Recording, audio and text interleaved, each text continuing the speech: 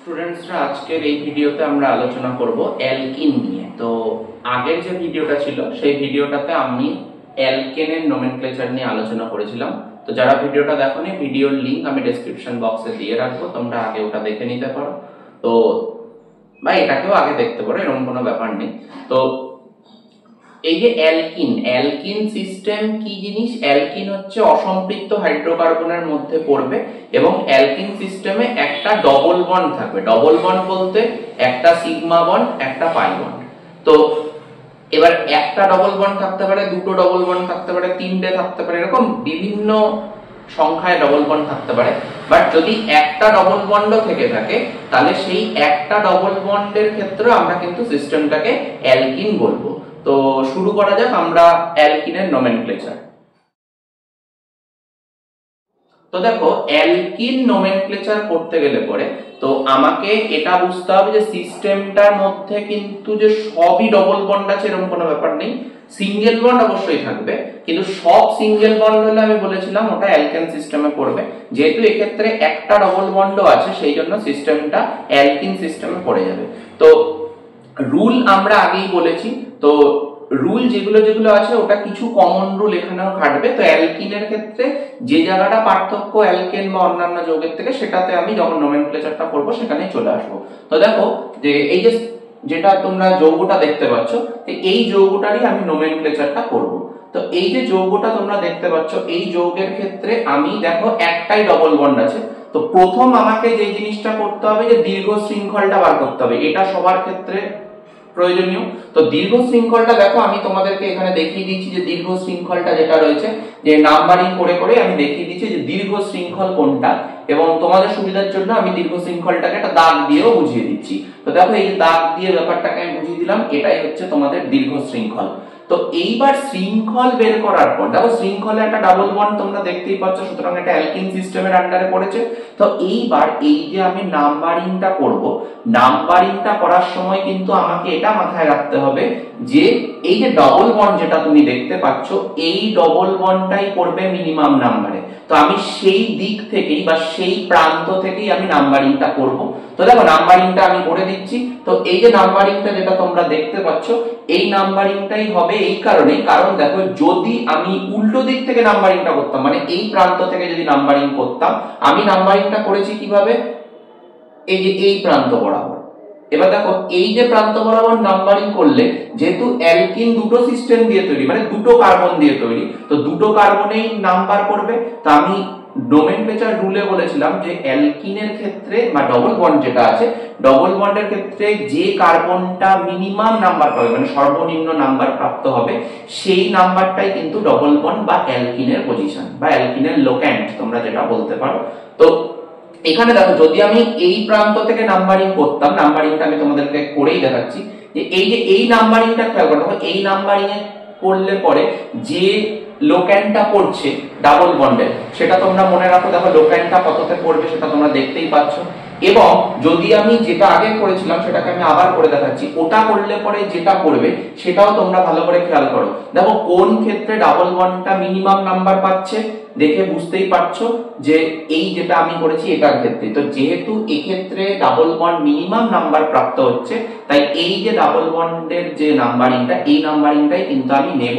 এবার দেখো ডবল বন্ডের নাম্বারিংটা করার পর, মানে সরি চেনটার নাম্বারিংটা করার পর যেটা বাইরে পড়ে গেল সেটাই হয়ে গেছিল কি, আগের ক্ষেত্রেও ছিল এক্ষেত্রেও একই ব্যাপার, যে সাবস্টিটিউটেড গ্রুপ।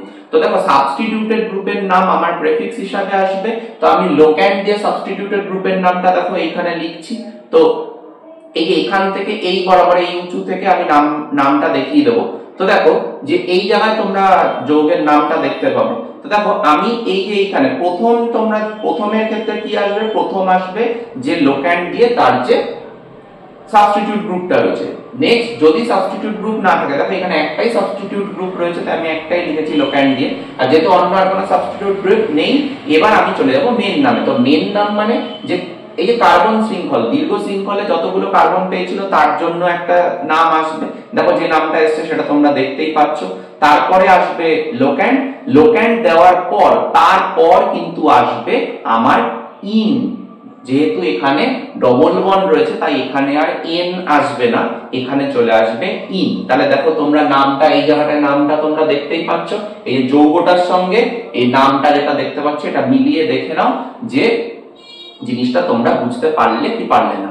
আচ্ছা, যদি জিনিসটা বুঝতে অসুবিধা হয় তাহলে আমি বলবো আবার একটু প্রথম থেকে চলে যাও, যে প্রথম থেকে আবার জিনিসটাকে দেখো, তাহলে তোমাদের কাছে ক্লিয়ার হয়ে যাবে। ঠিক আছে, তো এই যে যৌগ আর এই যে যৌগের নাম, এটা হচ্ছে আমরা দেখলাম যেটা, সেটা হচ্ছে অ্যালকিন সিস্টেমের একটা নোমেনক্লেচার। দেখো এবার আমরা আসবো যেটা, যে আমরা অ্যালকিন সিস্টেমের মধ্যেই আছি, এবার আসবো যদি দুটো ডবল বন্ড থাকে। ঠিক আছে, তো আমি আবার একটা যৌগ তুলছি, এই যে দেখো যৌগটা আমি এখানে তুললাম তোমাদের সুবিধার জন্য। তো এই যে যৌগটা দেখো, এই যৌগটার মধ্যে দুখানা ডবল বন্ড রয়েছে, তাই এটাকে আমরা ডাই ইন সিস্টেম বলবো। কি সিস্টেম বলবো? Die in system. তো দেখো দুটো বন্ড সেই জন্য, মানে দুটো ডাবল বন্ড সেই জন্য ডাই, আর ডাবল বন্ডের জন্য আমরা ইন বলে থাকি সেই জন্য ডাই ইন। তো দেখো এখানে নামও যখন আসবে তখন কিন্তু লাস্টে ডাই ইন কথাটাই আসবে। হ্যাঁ অবশ্যই তিনটে থাকলে ট্রাই ইন আসবে। তো আমি এখানে ডাবল বন্ডের মানে দুটো ডাবল বন্ড নিয়ে এই ব্যাপারটাকে আলোচনা করছি। দেখো এই যে যৌগটা, এই যৌগটার ক্ষেত্রেও একই ব্যাপার, তোমাকে নাম্বারিংটা সেভাবেই আমি করব। ঠিক আছে, আমি দুটো নাম্বারিংই করে দেখাবো যে কোন নাম্বারিংটা ক্ষেত্রে ডাবল বন্ডের লোক্যান্ড গুলো মিনিমাম হচ্ছে আর কোন ক্ষেত্রে মিনিমাম হচ্ছে না, আমি দুটোই তোমাদেরকে করে দেখাবো। তো প্রথমে দেখো আমি একটা প্রান্ত থেকে নাম্বারিং করছি তোমাদের সুবিধার জন্য। তো এই নাম্বারিংটা যদি করি তাহলে তোমরা লোক্যান্ড গুলো বুঝতেই পারছো। দেখো লোক্যান্ড গুলো আমি উপরে লিখেও দিচ্ছি যে কোন কোন পজিশনে ডাবল বন্ড করেছে। এবার দেখো যদি আমি অন্য প্রান্ত থেকেও করি, তো অন্য প্রান্ত থেকে করলে পরেও যে ডাবল বন্ডের লোক্যান্ড গুলো কি কি পড়বে সেই লোক্যান্ড গুলোই আমি উপরে লিখে দিচ্ছি। ঠিক আছে, লোক্যান্ড বলতে ডাবল বন্ডের পজিশন, মানে ডাবল বন্ডের দুটো কার্বনে যে নাম্বার করবে তার মধ্যে মিনিমাম নাম্বার যেটা, সেটাই হচ্ছে ডাবল বন্ডের লোক্যান্ড বা পজিশন। ঠিক আছে, তো দেখো দুটো ক্ষেত্রেই আমি বলে দিলাম। তো দুটো ক্ষেত্রেই যদি আমি উপরে লিখি তো তার মধ্যে তুমি বুঝতেই পারছো যে কোন ক্ষেত্রটা আমি নেব। তো এই যে দেখো এবার যেটা নেব তাহলে সেই হিসাবেই আমি নাম্বারিংটা এখানে করে নিলাম। নাম্বারিং করে নিলে পরে নাম্বারিং এর পরে আমাদের যেটা আসবে আমি দেখব যেটা রয়েছে যে দীর্ঘ শৃঙ্খলে কতগুলো কার্বন এবং দীর্ঘ শৃঙ্খলের বাইরে কিছু আছে কিনা। বাইরে কিছু থাকলে ওটা সাবস্টিটিউটেড গ্রুপ, যে সাবস্টিটিউটেড গ্রুপগুলো আমার প্রেফিক্স হিসাবে আগে চলে আসবে। তো আশা করি দেখো নাম্বারিংটা আমি করেছি, নাম্বারিংটা আশা করি তোমরা বুঝতে পেরেছো। তো দেখো যে নাম্বারিংটা আমি করেছি তার সাপেক্ষে দেখো এপাশে রয়েছে কি একটা সাবস্টিটিউটেড গ্রুপ যেটা চেইনের বাইরে পড়েছে, তো সেটা আমরা প্রেফিক্স হিসাবে লিখবো। তো দেখো প্রেফিক্স হিসাবে আমি প্রথমে লিখে দিচ্ছি যে সাবস্টিটিউট গ্রুপটা রয়েছে উইথ তার লোক্যান্ড, মানে তার পজিশনটা দিয়ে। তো দেখো ফার্স্টে সাবস্টিটিউটেড গ্রুপের নামটা আসলো। তো দেন আমার যেহেতু আর এখানে কোনো সাবস্টিটিউটেড গ্রুপ নেই, তার মানে আমি মেন নামে চলে যাব। দেখো কার্বন সংখ্যা কটা আছে সেটার রেসপেক্টিভ আমার নামটা এখানে চলে আসবে। এইবার এই জায়গাটা একটু ভালো করে বুঝবে। এবার দেখো যেহেতু এখানে ডাবল বন্ডের দুটো পজিশন, তাই আমি দুটো একটা পজিশন তারপরে আবার ইন, আরেকটা পজিশন তারপরে আবার ইন, এইভাবে আমি লিখবো না, আমি দুটো লোক্যান্ডকেই কমা দিয়ে লিখে ফেলবো। তো দেখো এখানে দুটো লোক্যান্ড তোমাদেরকে আগেই দেখিয়েছিলাম, তো প্লাস তোমরা এই নাম্বারিংটা দেখেও বুঝতে পারছো যে লোক্যান্ড দুটো কি আছে। দেখো বেস নেম মানে কতগুলো কার্বন আছে সেই রিসপেক্টিভ নামটা রেখে তারপরে কমা দিয়ে লেখা হলো দুটো লোক্যান্ড, তারপরে ড্যাশ দিয়ে লিখে দেওয়া হলো ডাই ইন।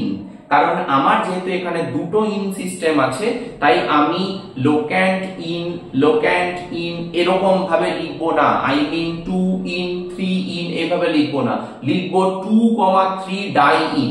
এটার ক্ষেত্রে যেটা আসবে সেটার ক্ষেত্রে ওটা আমি একটা জাস্ট উদাহরণ দিয়ে বললাম। তো এখানে দেখো যে পজিশন গুলো আছে সেই পজিশন গুলো আমি কমা দিয়ে লিখেছি, তারপরে লিখেছি কি ডাই ইন।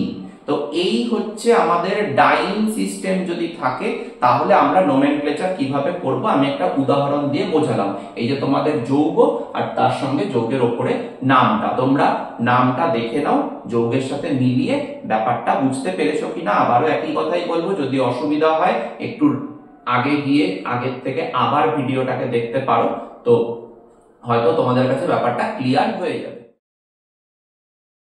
তো আমরা এর পরবর্তীতে যেটাতে যাব সেটা হচ্ছে সাইক্লোঅ্যালকিনের ক্ষেত্রে। ঠিক আছে, দেখো আমরা এবার আসছি সাইক্লোঅ্যালকিনে। তো সাইক্লোঅ্যালকেন যেরকম ছিল সেরকম সাইক্লোঅ্যালকিনও আসবে। তো দেখো এই যে যৌগটা আমি তোমাদের কাছে তুলে ধরেছি, এটাই দেখো একটা সাইক্লোঅ্যালকিন, কারণ সিস্টেমটা দেখো একটা বদ্ধ শৃঙ্খল। তো বদ্ধ শৃঙ্খল মানে ওটা সাইক্লো ক্লোজড যেটাকে বলছি আমরা, আগের গুলো কিন্তু ওপেন সিস্টেম ছিল। তো এখানে দেখো ক্লোজ সিস্টেম, ক্লোজড সিস্টেমের ক্ষেত্রে ওটাই আমার একটা সুবিধা যে যতগুলো কার্বন নিয়ে রিং তৈরি হয়েছে সেটাই তার কি, সেটাই হচ্ছে তার বেস নেম, ঠিক আছে। তো এক্ষেত্রে যেটা আমি বলছি, এটা যেটা তুলছি সেটার ক্ষেত্রে তোমাদের যেটা যতগুলো রিং ক্রিয়েট হয়েছে সেই রিং গুলো নিয়েই কিন্তু তোমার দীর্ঘ শৃঙ্খল। তো এখানে দেখো 6টা রিং তুমি দেখতে পাচ্ছ, সরি 6টা রিং নয়, এখানে তুমি 6টা কার্বন দিয়ে তৈরি একটা রিং দেখতে পাচ্ছ। তো এই যে দেখো যে রিং সিস্টেমটা, এটার ক্ষেত্রে দেখো এবার মাঝখানে একটা ডবল বন্ড রয়েছে এবং ডবল বন্ডের সঙ্গে একটা সাবস্টিটিউট গ্রুপ হিসেবে CH3 ও রয়েছে। তো এই যে সিস্টেমটা, এই সিস্টেমের নাম্বারিংটা আমি কিভাবে দেব? এবার দেখো আমি নাম্বারিংটা দুটো টার্মিনাল থেকে দিতে পারি, ঠিক আছে। হ্যাঁ, এখন বলবে স্যার টার্মিনাল কোথায়? টার্মিনাল বলতে আমি এখানে বোঝাতে চাইছি ডাবল বন্ড থেকেই অবশ্য শুরু করব। তো আমি ডাবল বন্ডের যে কোনো একটা কার্বন থেকে কিন্তু আমি নাম্বারিংটা স্টার্ট করব, কারণ না হলে ডাবল বন্ডটা পড়ে যাবে একটা ম্যাক্সিমাম কোনো নাম্বারে। তো আমি চেষ্টা করব মিনিমাম নাম্বারটাকেই অ্যাচিভ করানোর ডবল বন্ডের।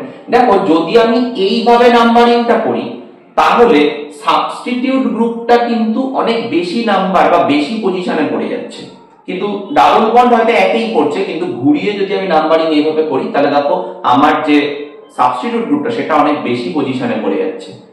কিন্তু যদি আমি এই দিক থেকে নাম্বারিংটা করি তাহলে দেখো ডবল বন্ডের পজিশনটা যেত, ডবল বন্ড আমি একই পাবো, কারণ আমি যে কার্বন থেকে শুরু করি না কেন ডবল বন্ডের আলটিমেটলি যেহেতু বলেছি দুটো কার্বনের যে নাম্বারটা মিনিমাম করবে সেটাই ডাবল বন্ডের পজিশন। দেখো পজিশন আমি সেই একই পাচ্ছি আলটিমেটলি দুটো দিক থেকে। তো সেই ক্ষেত্রে আমি যদি এদিকে এইভাবে নাম্বারিংটা করি তাহলে আমার যে সাবস্টিটিউট গ্রুপটা আছে সাবস্টিটিউট গ্রুপটা মিনিমাম নাম্বারে পড়ছে। তো সেই জন্য আমি এইখানে এখন যে নাম্বারিংটা দেখাচ্ছি এই নাম্বারিংটাই কিন্তু করব।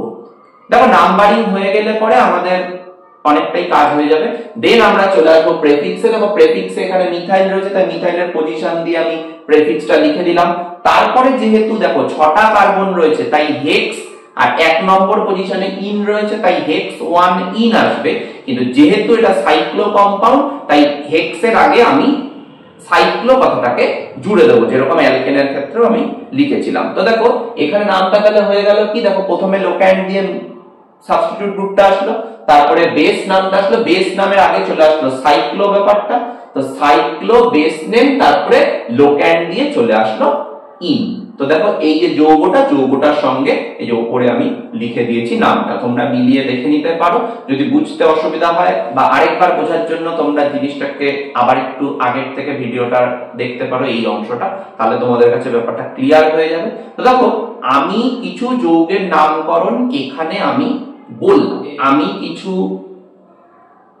প্রবলেমস তোমাদেরকে এখানে তুলে দিচ্ছি, ঠিক আছে। যেরকম আগের ভিডিওটাতেও আমি করেছিলাম যে কিছু প্রবলেমস আমি তুলে দিয়েছিলাম, এবার কিছু প্রবলেমস আমি একদম ভিডিও শেষেই তুলে দিচ্ছি যে তোমাদের প্র্যাকটিসের জন্য। তোমরা করবে কিভাবে, যখনই তোমাদের স্ক্রিনে ওই প্রবলেমগুলো দেখাবে তোমরা ভিডিওটাকে পজ করে দেবে, পজ করে আগে খাতাতে নিজেরা চেষ্টা করো, নিজেরা চেষ্টা করার পর তারপরে তুমি ভিডিওটাকে আবার প্লে করো, তোমার সামনে চলে আসবে তোমার যে প্রবলেমগুলো আমি দিয়েছিলাম সেই প্রবলেমগুলোর অ্যান্সার। তো এই যে প্রবলেমগুলোর অ্যান্সারগুলো আসবে, এবার অ্যান্সারগুলো আসলে তুমি খাতার সাথে মিলিয়ে দেখে নাও যে তুমি কতটা করতে পারলে।